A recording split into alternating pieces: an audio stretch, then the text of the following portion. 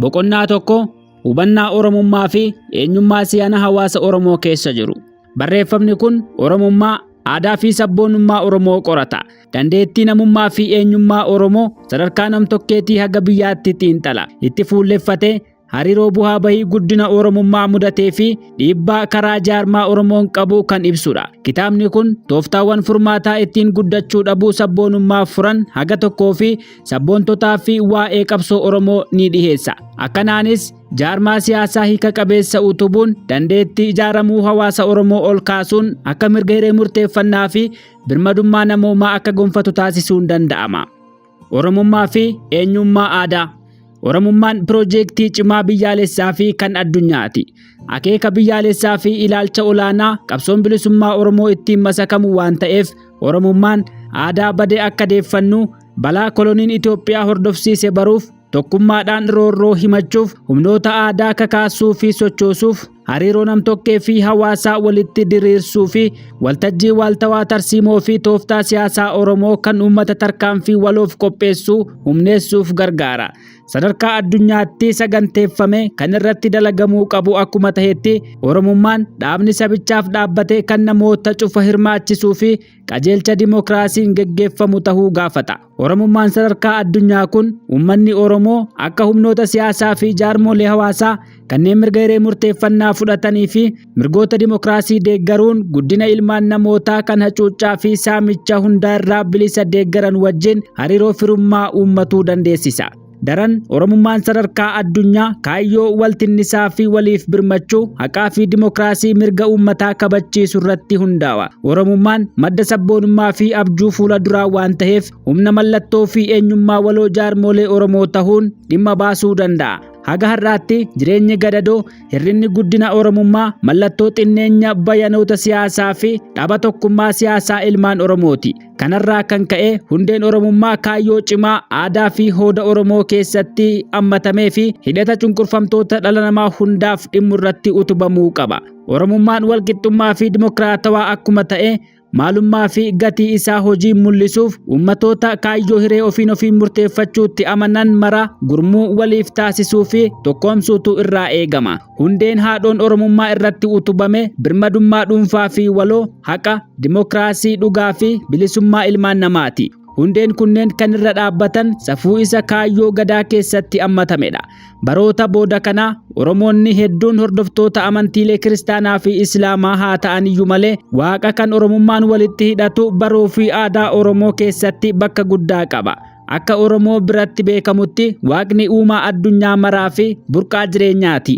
Addunyaan Waaqni uume sirnaa fi madaala jireenyaa kan ilmaan namaa keessaan mul'atu of keessaa qaba. Oromummaan hundeeffama aadaa fi seenaa Oromoo irraa haa maddu malee seenaa fi aadaa bira taree bilisummaa Oromoo fi uummattoota cunqurfamoo hunda keessattuu warra impaayera Itoophiyaa jalatti roorrifamaa jiraniif daandii bilisummaa akeeka. Erga Oromoon koloneeffatame haga Oromummaan as bahutti mirgi ijaaramuu fi waloon tikfachuun waan dhorkameef eenyummaa ofii murteeffachuun abbabbaa fi gareelee duwwaa irratti iggitame.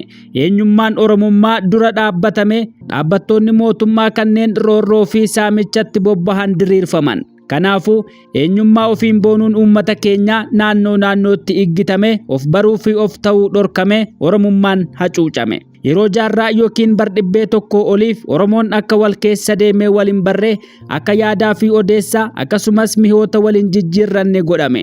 Aadaa, amantii, afaanii fi duudhaan kan isaa hin ta'in itti fe'ame garii isaaniis ofitti fudhatee jiraachuuf dirqame. Kanarraa kan ka'e yeroo ammaatti Oromoonni hir'ina dammaqinsa siyaasaa yookiin dantaan bitamuun amantii fi eenyummaa alagaa ofitti fudhatanii waliin jiraachuu fedhan ni mul'atu. Eenyummaan biyyaalessaa Oromoo balbalaa fi firoota fagoo ni hammata. Akka seenaa keessatti beekamutti maatilee fi balbaloota Oromoo gidduutti daangaan bakkoota qubsumaa tolfamee hin beeku. Kanarraa kan ka'e gosoonni Oromoo maqaa tokkicha qaban Oromiyaa, Kibba, Giddugala, Kaaba dhihaa fi Baha keessatti ni argamu. Fakkeenyaaf Jaarsoo, Jiddaa, Karrayyuu, Galaan, Noolee fi Jirruun Oromiyaa keessa faca'anii argamu. Sirni kolonii Itoophiyaa aadaawwanii fi amantiiwwan ergisaa Oromoo irratti fe'anii Oromoo naannoo fi amantiin qoodanii daangaa gidduutti diriirsan. Kanarraa kan ka'e yeroo Oromoonni Kiristaanaa Oromoo akka isaanii dhiisanii Habashaatti maxxananii fi Oromoonni Islaamaa caalaatti Araboota Adaree fi Somaaliyaatti hiiqan mul'ateera. Haala kanaan amantii fi aadaan Oromaa eenyummaa, gatii, kabajaa fi ijoo Oromummaa keenyaa nu duraa dhaale. Sirni bittaa kolonii Itoophiyaa Oromummaa akka madda meeshaa warshaa kan waan fedhanitti jijjiiranii yookiin irraa tolchanii itti fudhate eenyummaa birootiin bakka buuse. Adeemsa kolonii keessatti Oromoonni miliyoonaan lakkaa'aman eenyummaa isaanii dhabanii orma fakkaatanii jiraachuuf dirqamaniiru. Akkanatti lakkoofsi Amaaraa, Tigree, Guraagee fi Somaalee fa'aa ol kaafame kan uummata Oromoo xinneeffameera. Sirna kolonii Itoophiyaa jalatti eenyummaa fi kabajaa Oromootti duulameera. Oromoon sirna bittaa alagaa ofirraa fonqolchuuf qabsoo yommuu geggeessutti sochiin dagaagina Oromummaa fi eenyummaa keenya wal qabatan deeffachuu fi kunuunfachuu jabaatee itti fufuu qaba. Miidhaa fi ari'atamuun nam-tokkee fi murnaan Oromootarra gahaa jiru namoota tokko tokko hamilee cabse ofirratti abdii dhorkee gadaantummaa itti uumuun ni mul'ata. Utuu Oromoonni gadaantummaa fi wallaaluma diinni itti fe'ee hin obbaafatiin ofirratti abdii bilisummaa Oromoo waliigalaa maddisiisu horachuun hin danda'amu. Guddinni mataa Oromoo guddina eenyummaa waliigalaa Oromoof murteessaadha. Eenyummaan sadarkaa waloo Oromoo haala walxaxaa hawaasaa kan jijjiiramu of keessaa qabu ta'uutti dabalee aadaa, jaarmaa fi sirna waloo irratti hirkata. Sababa jeequmsa aadaa keessoo fi hacuuccaa dhaabbattoota alaatiin aadaan walitti dhufanii gurmaa'uu yookiin ijaaramuu Oromoo ammallee sadarkaa gad aanaarra jira. Kanarraa kan ka'e Oromoonni jaarmaa keessa jiran keessatti miseensota jaarmichaan qixatti of ilaaluu dhiisanii addatti of ilaaluu fi wal tuffatanii jaallan isaanii xinneessuun wal duuba oduu maqaballeessii facaasuu fi wal hamachuu hojii godhatu. Warri akkasii aadaa fi amala jaarmaaf barbaachisu hin qabanii jechuudha. Namoonni akkasii hoggana ijoo geggeessaa jaarmaa bilisummaa argamsiisu uumuu hin danda'an. Tokkummaa, garaagarummaa fi sabboonummaa. Barbaachisummaa tokkummaa Oromoof beekamtii kennuun akkuma qabnu hawaasa Oromoo gidduu adda addummaan jiraachuu amanuu qabna. Adda addummaa amantii qubsumaan adda hiiqanii jiraachuu fi garaagarummaa diinni gidduutti uumeen sabboontonni, hogganoonni siyaasaa, kakaastonnii fi miseensi hawaasa Oromoo ifatti baasanii dubbachuu fi wal mari'achuu dhabuun warra haala kanarraa bu'aa argatan fayyaduu fi roorroo nurratti dheeressuuf gumaacheera. Warri haala uumame kana irraa bu'aa argatan tarsiimoo adda qoodanii bituu fi adda addummaa amantii fi naannoo uummata keenya gidduu jirutti dhimma bahan. Erga warri Turkii, Arabaa, Habashaa fi Awurooppaa karaa amantii, qorqalbii fi akka biraattis uummata Oromoo hiranii eenyummaa, amantiin waaqeffannaa, aadaan Oromoos ni laafe. Amma garuu Oromoon ani Musliimaa, waaqeffataa fi Kiristaanaa jedhee utuu wal hin hirin aadaa wal mari'achuu fi waliin dubbachuu uummachuun adda addummaa isaanii dhiphisachuun irraa eegama. Akkanatti walitti dhiyaachuun hubannoota wal fakkaatu qabaachuu fi amantiin hawaasa Oromoo walitti harkisuu tokkummaa dhugoomsuuf shoora gaarii taphachuu danda'a. Oromummaan haallan gaarii amantiileen Oromoo qaban ija gaariin ilaala. Oromoon of keessatti adda addummaa fi akaakuu hedduu hammatee waan qabuuf adda addummaan jiru kun nafa Oromummaa ta'uun beekamuu fi fudhatamuu qaba. Yaanni garaagarummaa qoodaminsa aadaa, amantii, siyaasaa, ogummaa hojii, gitaa fi saalaa Oromoo hundas ni ilaallata. As SM Beekler, one critical intervening process which must occur to get from oppression to resistance is the social construction of a collective identity which unites a significant segment of the movement's potential constituency. Collective identities are not automatically given, but they are essential outcomes of the mobilization process and crucial prerequisite to movement success. Yaanni isaa gabaabaatti walafaan dhufuu fi walitti bu'uun adeemsa hojii keessatti mudachuun hawaasa yookiin jaarmiyaa san cimsuuf gumaacha malee akka waan mudaa qabuutti fudhatamee sodaatamuu hin qabudha. Qabsaa'otaa fi sabboontonni Oromoo wal hubannoo waloo Oromummaa qabaachuu kan danda'an yoo wal marii fi wal mormii dhugaa irratti hundaa'ee ifatti amanamummaan wal gidduutti geggeessan qofa. Sodaan, shakkiin, wal hubannoo dhabaa fi akkasumas hawwii fi ilaalchi milkiif gumaachuu haaraan yoo miseensota irraa maddee aadaa Oromoo qulqulluutti kaayyoon dimokiraasummaas dabalamee haasaan bullaawee xumuramuu qaba. Haasaa fi marii akkasiitiin sirni tokkichi hundaaf hojjetu kan kabajaa fi mirga namoota hundaa kan faalleffamuu hin qabne tiksu kallattii siyaasaa hawaasummaa fi dinagdeen Oromoota hundaaf diriirfamuutu irra jira. Eenyummaan nam-tokkee fi hawaasa Oromoo utuu waliin qoqqoodin Oromoon hawwii fi akeeka waloof hojjennaan milkiin waloo ni dhufa. Kun dhugoomuu kan danda'u Oromoon nam tokkee haga gamtaatti saalaan, gitaan, gosaan, warraan, naannoo fi amantiin utuu wal hin hiriin yoo hojjete qofa. Wal hubannoo Oromummaa irratti hundaa'anii hojjechuun addaddummaa amantii fi kan biroonis dhalatu hambisa.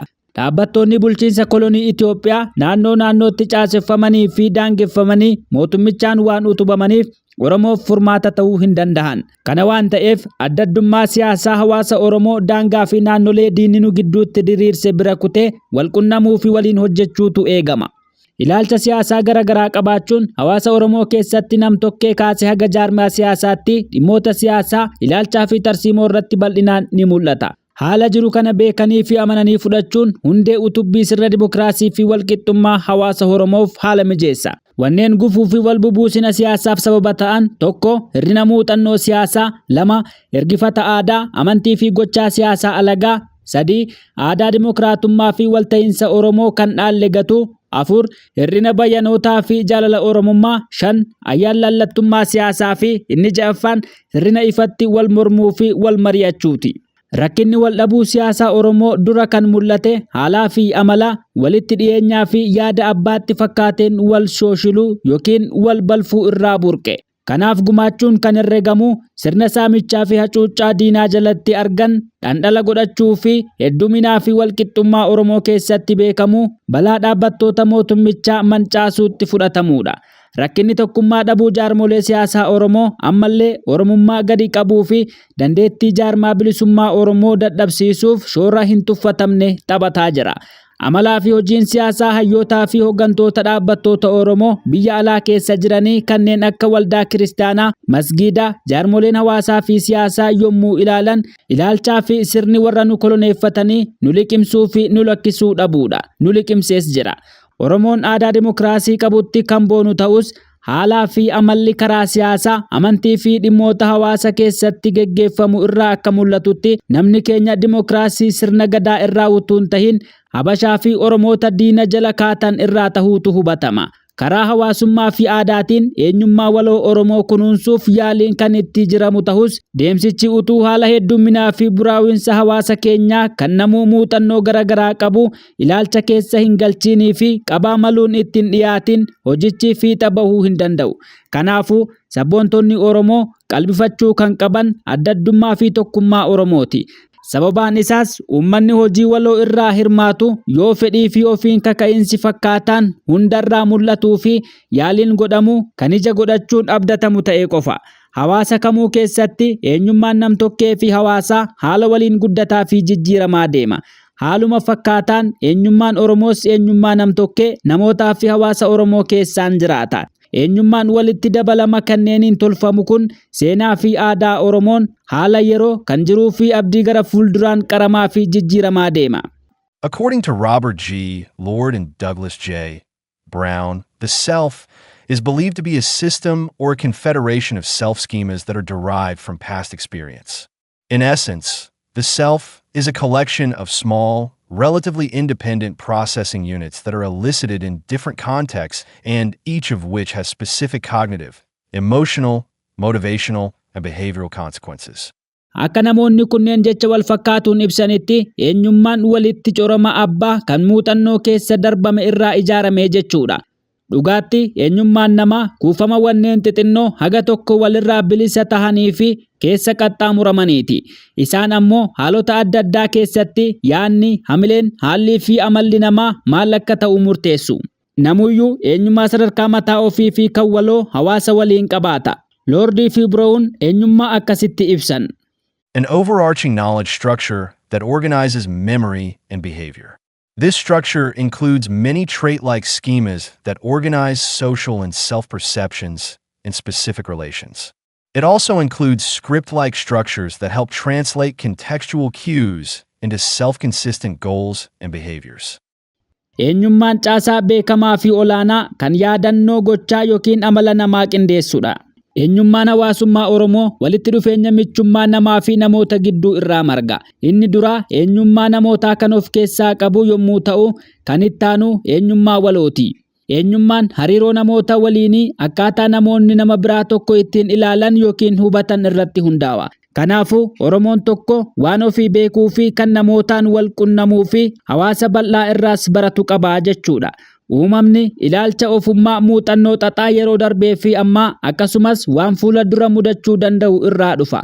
Oromoonni tokko tokko waloon Oromoo akka isaaniitti dhiyaachuu fi akka ofiitti lakkaa'uu mannaa mataa isaanii fi namoota akka biraatti wal baranitti firoomuu irra filatu. Kunis kan ta'u Oromummaan isaanii sadarkaa gadaanaarra waan jiruufi. Oromoonni akkasii maatii, firootaa fi hawaasa naannoo isaanii wajjin hariiroo gaarii qabaachuu danda'u. Hariiroon namoota wal beekanii fi firootaa kun wal gargaaruu, waliif birmachuu fi waliif yaaduu jabeessuu irratti hundaa'a. Yoo hariiroo kana guddisanii gara Oromummaatti ol hin guddifatiin jaarmaa Oromiyaa kan sadarkaa biyyaalessaa ijaarrachuu yaaduun manaama taha. Oromoo gurmeessuun dursanii hedduminaa fi geeddaramuu eenyummaa isaanii beekuu barbaachisa. Sanarraan eenyummaa waloo kan uummata Oromoo hunda walitti hammatu ijaaruun danda'ama. Adeemsi hojii akkasii hogganoota siyaasaa Oromoo fedhii qabanii fi sadarkaan adda addummaa fi heddumina Oromoo caalaatti hubatame walqunnamtii namoonni wal gidduutti qaban sadarkaa kan waliigalaatti ol kaasuun eenyummaa waloo Oromummaa ijaaruudha. Hoggana siyaasaa fi sabboonummaa.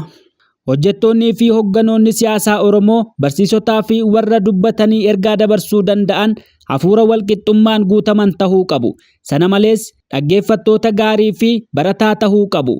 Hogganummaa akkasiitu guddina eenyummaa Oromoo sadarkaa namootaa fi jaarmaa hawaasaatti walfaana geggeessuun danda'ama. Jijjiiramni kan dhufu namoota hogganuu fi hogganamuu danda'aniini. Aadaan miidhamni waloo fi abjuun fuula duraa hogganoota hawaasa cunqurfamoota akka Oromoo walitti harkisa. Sun ammoo bu'a qabeessa akka ta'uuf hogganni siyaasaa Oromoo qajeelchaa fi kaayyoo sirna gadaa kan amanamummaa, qulqullummaa, dhaabbii cimaa, walqixxummaa fi dimokiraasii calaqqisuu fi Oromummaa dagaagsu hordofuutu irraa eegama.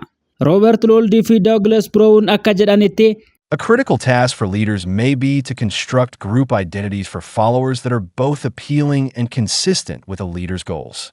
Indeed, this is a critical aspect of political leadership. Effective political leaders do not simply take context and identity as given, but actively construct both in a way that reconfigures the social world. Hojiin murteessaan hogganootaa eenyummaa duuka buutotaa kan yaadaa fi galii hogganootaan wal fudhatu utubuudha. Dhugumatti kun hogganoota siyaasaaf fuula hojii olaanaadha.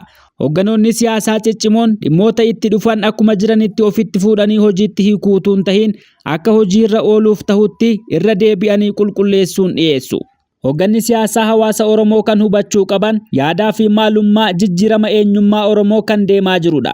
Yaanni akkaataa of hubannoo sammuu, qorqalbii fi amala sochii Oromootaa of keessaa qaba. Beektonni baay'een hogganummaa yommuu ibsan ija hojiin hariiroo yookiin wal qunnamtii fi filmaata tarsiimoo kanneen imaammatatti galfamanii akeeka kakaasinsaa fi ijaarsaa kan uummata akeeka isaanii rukuchiisuutti hiiku. Akka beektotaatti hogganoonni siyaasaa qajeelfama tilmaama yaadaa kan ilaalchaa fi hojii ijaarsaa kan ittiin rakkina siyaasaa fi hawaasaa furan tolchuutu irraa eegama. Hogganummaan yoomiyyuu walmarii hogganootaa fi hogganamtoota gidduutti ta'uu qabu akka ta'e amanama. Haala walmarii akkasii keessatti dubbattoonni dhaggeeffatoon dubbatoo jijjiirraa kan fidan ta'u. Gochaa akkasiin hogganoonni jajjaboon madaalaa hogganaa fi hogganamaa tahuu wal jijjiirrata yaadaa fi mariin kanaan baruu danda'u jechuudha. Walmarii kana keessa hoggantoonni geggeessitootatti ol guddachaa yookiin gaafatama geggeessuutti gahuu danda'u.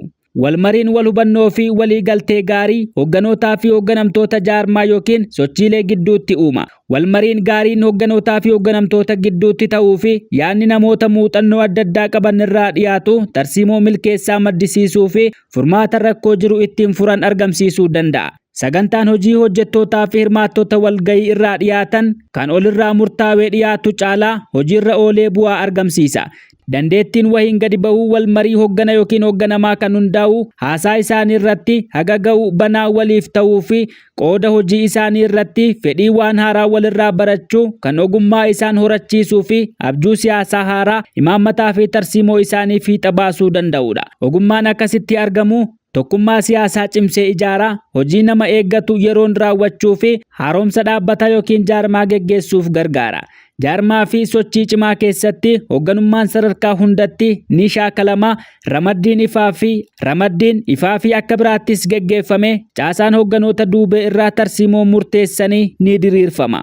Murni hoogganaa kan dandeettii tarsiimoo qiyyaasuu qabuu fi babal'ifamee caaseffamu kan walitti dhaabee hojjetu banaa fi ifaa waliif ta'uu fi qaamota dubbiin ilaalu mara wajjin gama hoogganummaa feesisu gochuun gaafatamummaa isaanii gad jabeessu yookiin mirkaneessu. Gaafatamni hoogganootaa uummata bakka bu'an jaarmichi cimee akka itti fufu, imaammanni tolfamu akka fiixa ba'u, humna horachuun akka danda'anitti ogeeyyii gurmeessuun, tokkummaa keessoo cimsuun, deeggartootaa fi mararfattoota irraa gargaarsa walitti qabuun hojii geggeessuu fi karaa agarsiisuu raawwachuudha. Hoogganoonni ciccimoon ijaartota hawaasaa kanneen rakkoo mudatu adda baasanii yeroo murtaa'e keessatti akka furamu mala dhahuu danda'anidha. Hoogganoonni waa uumuu danda'anii fi nama amansiisuu danda'an dandeettiin adda addaa jiraachuun kan bu'aa qabu ta'uu, gaafatama kanneen dandeettii qabanitti dabarsanii kennuu fi jaarmicha keessatti wanti hojjetamu ija qabeessa akka tahutti hojjechuun akka barbaachisu ni hubatu. Hoogganoonni siyaasaa mul'ata qaban, tarkaanfattoonnii fi dimokiraatawoon humna jijjiirraa yookiin guddina hawaasaa tahuun seenaa haaraan akka dhalatu filmaata seenaa uumuu ni danda'u. Hoogganoonni hir'ina hubachuu qaban, ilaalcha ittiin masakaman tolchanii dhiyeessuu, caasaalee barbaachisoo hoogganoota gidduu galanii wal qunnamsiisan yookiin hoogganoota riqicha tahan diriirsuu fi aangoo qoodanii hojjechiisuu hin danda'an. Hoogganoonni ofittoon yookiin kanneen gaggaba aangoo qaban guddina hoogganoota jajjaboo fi ofirratti abdii qabanii warra hoogganoota labbaa gadii fi olii wal taasisanii milkii argamsiisuuf carraaqanitti gufuu ta'u. Kan godhamuu qabu kana dhiisanii jala kaattota isaanii ofiin marsanii haala hojii deemaa jiru irratti gabaasaa fi odeeffannoo dhugaa argachuu hin dandeenye keessatti hojjetu.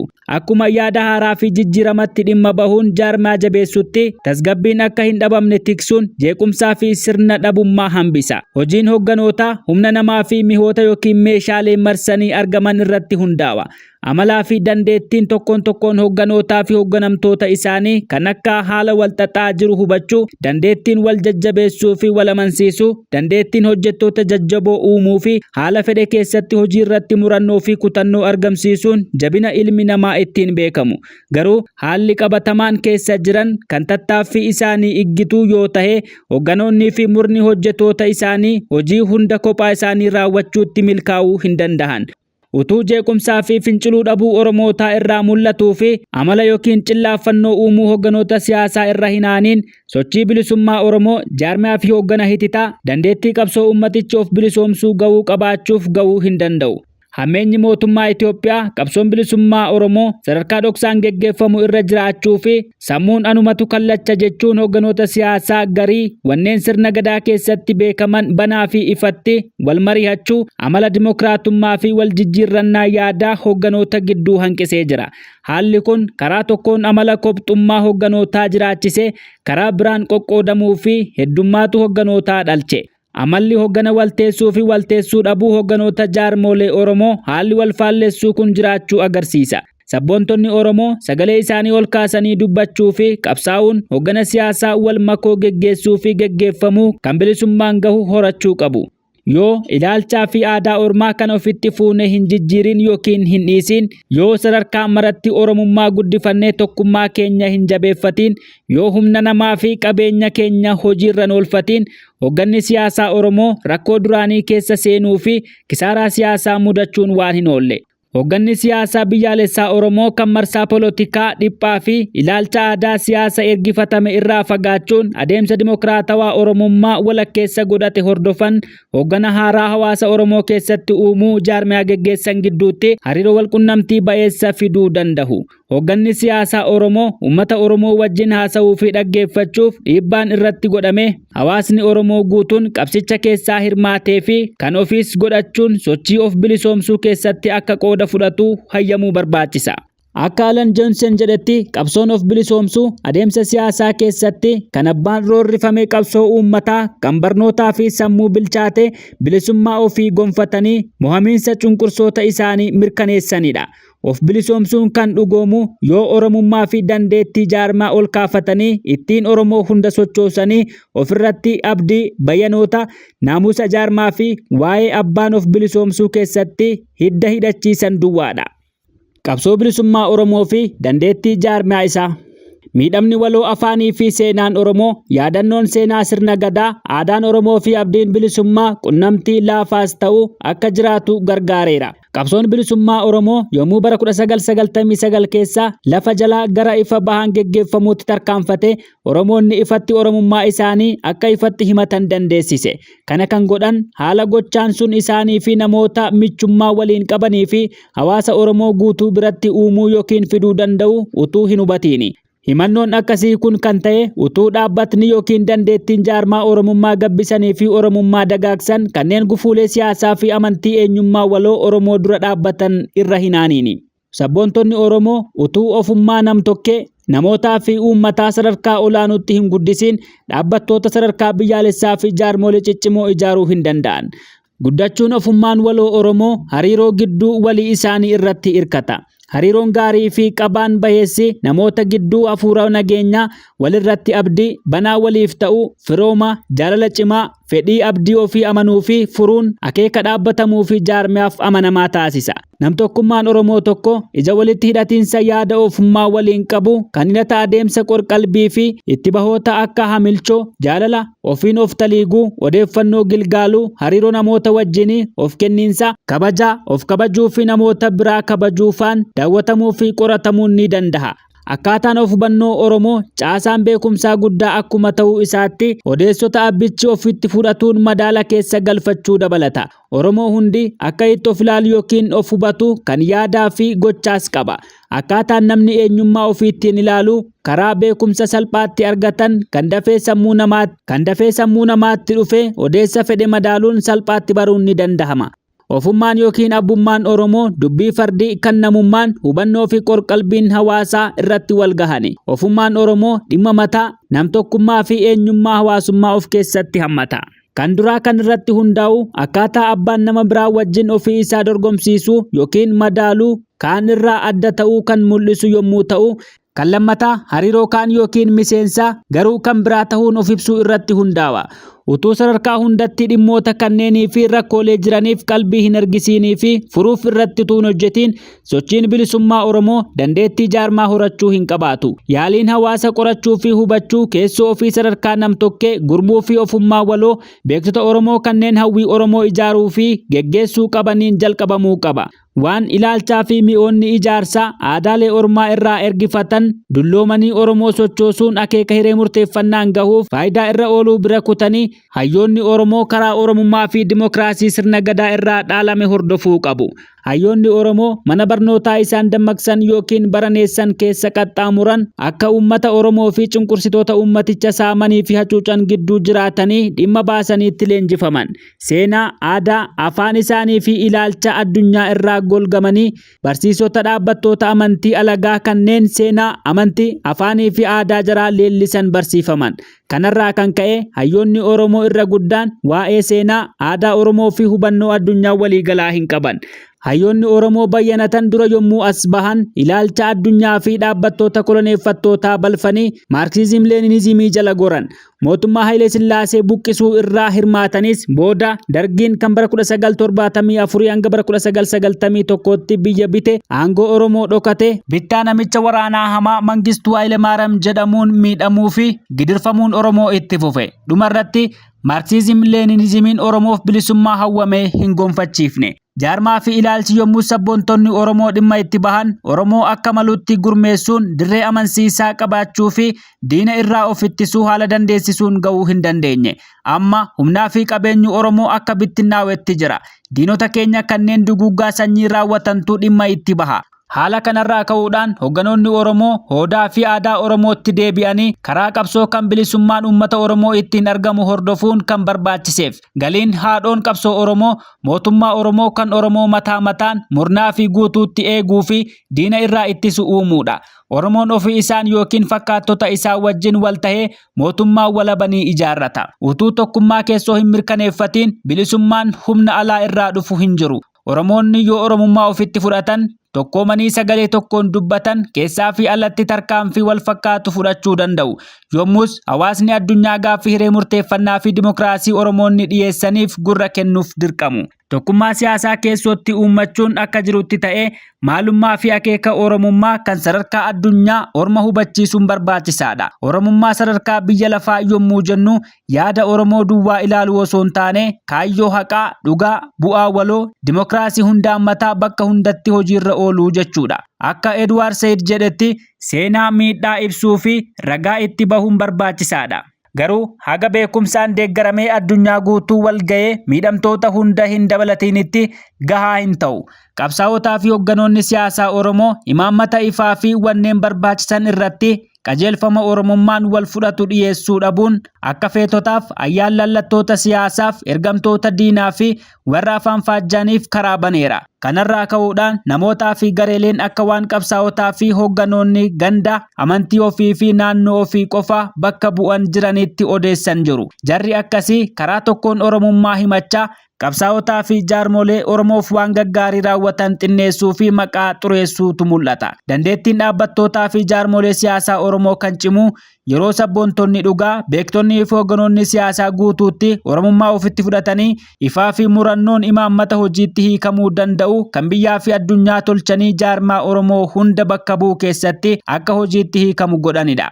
Oromoon hoogganummaa ormaa irraa waan baratu qabaatullee utuu hoogganummaa Oromummaa walakkeessa hin godhatiin Oromoonni dhaabbattootaa fi jaarmolee bu'aa argamsiisuu danda'an utubuu hin danda'an. Ijaarsi dandeettii jaarmaa biyyaalessaa Oromoo ol kaasuun kan danda'amu yeroo Oromummaan guddifame nafa mul'ata fudhatama qabuu fi saba Oromoo hunda humneessu ta'ee jaarmaa fi qindoominaan sadarkaa hundatti tarkaanfiif qopheessu ta'uu qaba. Oromummaan sadarkaa olaanaatti dagaaguun namootaa fi murnoota adda addaa sochoosuuf haala aanjessuun afaan faajjii keessaa bahanii karaa sirrii aadaa fi siyaasaa akka qabaatan tarkaanfii qorqalbii nama xinneessuu fi hacuuccaa kolonii irraa bilisoomsuuf fudhachuu dandeessisa.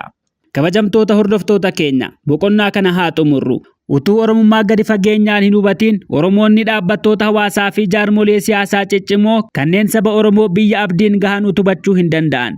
Yoo Oromoo fi hogganoonni maalummaa Oromummaa gahummaan hubachuun dhaabbattoota hawaasummaa fi siyaasaa Oromoo karaa waltoominaa fi qindoomina qabuun qe'ee fi biyyoota alaattis cimsatan qofa jaarmolee mootummaa kolonii dura dhaabbachuun keessaa fi addunyaa birattis dhageettii fi deeggarsa qabsoo Oromoo argachuun danda'ama. Haalli hamaan yeroo ammaatti hawaasa Oromoo mudachaa jiru hir'inaa fi cimina jaarmaa kan humnaa fi qabeenya Oromoo hunda hoggana biyyaalessaa tokkicha jalatti deebisee ittiin diinota keessaa fi alaa dura dhaabbatu qabaachuu dhabuudha. Rakkina guddaa kana dura dhaabbachuuf tarkaanfiin dura Oromummaa cimsanii humna isaatiin sadarkaa nam-tokkee fi gamtaanis bayyanoota Oromummaa fi heddumina keenyaatiin dura dhaabbachuuf wal qopheessuudha. Haala banaa fi qulqullummaa qabuun dhimmoota siyaasaa kan hawaasa keessatti kaafamanii dubbataman kanneen akka adda addummaan naannoo fi heddumina amantii erga hiree murteeffannaan gonfatamee booda haalli yookiin carraan Oromiyaa attam akka ta'uu fi Oromoonni hagam Oromummaa dagaagsatanii sadarkaa hayyootaa duwwaatti ilaalanii dhiisuu otoo hin taane humna isaan tokkoomsee bilisummaa fi haqaan ga'u irratti dubbatanii wal hubannoo uumuun ni danda'ama. Walmariin Oromoo hunda birattuu haala gaarii wal fakkaatu kan kaayyoo, safuu, amanamummaa fi seera biyyaa hordofuu qaba. Yoo Oromoonni dhugumaan jabinaa fi laafina isaanii sadarkaa nam-tokkee, murna, jaarmaa fi waliigalaatti baranii jabina jabeeffatanii laafina haqaa deeman balaa karaa aadaa, ilaalchaa fi siyaasaa diinni qopheessu bira injifannoon darbuu danda'u. Hogganoonni Oromoo laafinaa fi dadhabbii jaarmaa keessaa karaa mul'ataa fi tarsiimoo jiru amanuun tarsiimoo fi tooftaa haaraa hafuura Oromummaa hordofu saganteessanii uummata hiriirsuun bu'aa argamsiisuuf hojjechuu qabu. Oromoon utuu dadhabbii jaarmaa fi rakkina hoogganamummaa isa koloneeffatamuu saba isaanii duraa fi boodas turee fi jiru irra hinaaniin bilisoomuu hin danda'an. Mudaa sirni siyaasaa Oromoo darbe qabu amanaa seerotaa fi aadaa gaarii jaarmaa jirutti galfatanii ittiin hojjechuudha. Aadaan jaarmaa fi amalli baratamaan Oromoo utuu akka Oromoon itti of ilaalu akka nam-tokkee fi akka waliigalaattis hin wayyeessin hin jijjiiramu. Hoogganni siyaasaa fi uummanni Oromoos wanneen jijjiirraaf barbaachisan gochuudha. Miseensonni hooggana siyaasaa Oromoo karaa sammuu bilisaa fi of bilisoomsuu jajjabaatanii argamuu qabu. ofii isaanii fi duuka buutota isaanii birattis ogummaan hoogganamummaa, naamusni, dandeettiin of ibsuu fi of kenniinsi akka babal'atu qabsaa'uutu irraa eegama. Hoogganoonni jajjaboon dandeettii cunqurfamuun barnootaa fi hirmaannaa sochii uummataa keessaan guddachuu fi jijjiiramuu akka danda'an ni hubatu. Walmarii dimokiraatawaa fi hoogganaa fi hoogganamaanis hafuura hoogganuu fi hoogganamuu of keessaa qabaachuun waljabeeffataa qabsaa'uutti amanu. Sammuu bilisoomee fi ilaalcha of bilisoomsuu qabaachuutti dabalee ogummaan, dandeettiin teknooloojii, sirnaa fi seerri jaarmaa barane, gootummaa, murannoon hooggansa siyaasaa cimaa fi jabaa uumuuf ni barbaachisa. Hoogganni Oromoo kana namoota qubaan lakkaa'aman qofarraa argachuu hin danda'u. Kanaafuu hoogganni jiru dandeettii fi muuxannoo jiru beekumsa hawaasa bal'aa keessa jiruun walitti makanii gabbisuun hawaasa kaayyoo Oromummaa irratti hundaa'ee bilisummaa biyyaa argamsiisuu akka ta'u hojjechuu gaafata. Caasaa fi wanti hoogganootaa ilaalu hojii amala jaarmaa haaraa maddisiisuu irratti mari'achiisuutti hojjetamuu qaba. Sun ammoo ijaarsa dhaabbattoota dimokiraatawoo fi teknooloojii fi haala siyaasaa yeroo wajjin deeman utubuuf gargaara. Qabsaa'onni Oromoo, hayyoonni keenyaa fi uummanni Oromoo hundi amala hooggana addaa yookiin kophaa fi bubu'iinsa jaarmaa naannessuu lagatanii hooggana biyyaalessaa kan sirna gadaa Oromoon fudhatama qabu uummachuuf qabsaa'uudha. Kabajamtoota hordoftoota keenya, boqonnaa lammaffaa walitti deebina. Kan barreesse Piroofeesar Asaffaa Jaallataa, Afaan Oromootti kan hiike Jaal Dhugaasaa Bakakkoo, kan seenesse Biqilaa Amanuuti. Ammaaf kanuma nagaan.